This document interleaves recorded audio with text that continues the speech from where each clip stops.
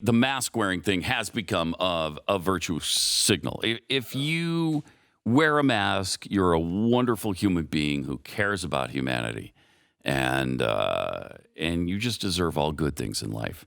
If you're not, you're akin to Adolf Hitler. And so times 10. Yes. Mm-hmm.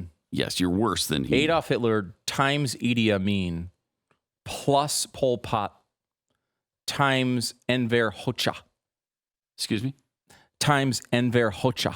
Enver Hoxha. Yeah, what was he? He was Romania? No. God, now I'm killing myself with it. I just did this. We just did a thing. I did a spot with a guy last night that wrote a book called it's something like Dinner with Dictators, or I can't remember the name of it, but he tracked down the personal chefs of 5 murderous dictators and interviewed them all. Saddam Hussein's personal chef, Idi Amin, and Enver Hoxha, and they're all still alive, apparently? Yeah, they're all still alive. Somehow they made it through that experience. Okay. And so talking about them from behind the scenes, amazing people. And from my understanding, their worst thing they ever did was not wear a mask. In every case? In every case. All 5 of them? That's where they found. Didn't wear masks? Yeah. Oh, wow. And that's why they were so evil. What bad people. Yeah. Well, MSNBC did a report on how bad these people are. And particularly, I guess, in Wisconsin, they're so evil in Wisconsin that many people walk around out in the open air without masks. And here's the report. You'll be shocked. So the people there are just not worried about it, Cal? Are they not worried about their own personal safety?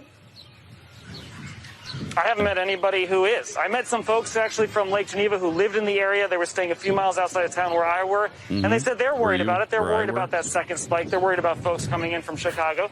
But they'll quickly add at the same time, this is a place that relies on that business. I think people here want a little bit more funding when it comes to these programs so that they could stay closed. But again, I think people felt like the Supreme Court made the decision here in Wisconsin that it was time to open up. But you can see, here. You see, here, look at that. Nobody's wearing them. Look at Nobody's, there you go, including the cameraman. Yeah. No, pause it right there. So they pan around to so good. Some passerby who's filming them because he notices that, oh, by the way, your own crew isn't doing what you're accusing all of us of doing. So I love that because amazing. Watching this video, if you're not watching on blazetv.com/Glenn, if you're watching, you see this guy pass by and turn around, and it looks like a shark circling his prey because you know what's coming. Yeah. And he kind of just walks around back there, and then he turns back the other way, and it's like, he's right behind you. You know, like I want to scream out to the reporter, look out, he's coming, because this guy just absolutely destroys him. His own cameraman isn't wearing a mask. So these people just aren't wearing masks, including your own cameraman. And the reporter, including my own cameraman. That was my point. Right. That was what I was saying. Is even a cameraman's not doing it. Yeah. Thank you for pointing that out. I was going to get to that in a second. The hypocritical crew from MSNBC is caught red-handed. Let's see the rest of this. It's amazing. Nobody's wearing them. Nobody's... there you go, including the cameraman. Yeah. Katie? Yeah. Katie? He's so pissed off. Striking images. Cal Perry. Cal, thank you very much. And Kathy Park, you are... Okay, so then there's a little bit more where he walks around, and you see him walking around showing not just the cameraman who has no mask on, but here it is. And they said they're worried about it. This is his video now. Yeah, so this is from the guy showing the cameraman with no mask, and the MSNBC tripod operator has no mask. But again, I think people felt like... Amazing. Oh, wow. I have not seen this view yet. Nobody's wearing them. Including the cameraman. There you go. There you go.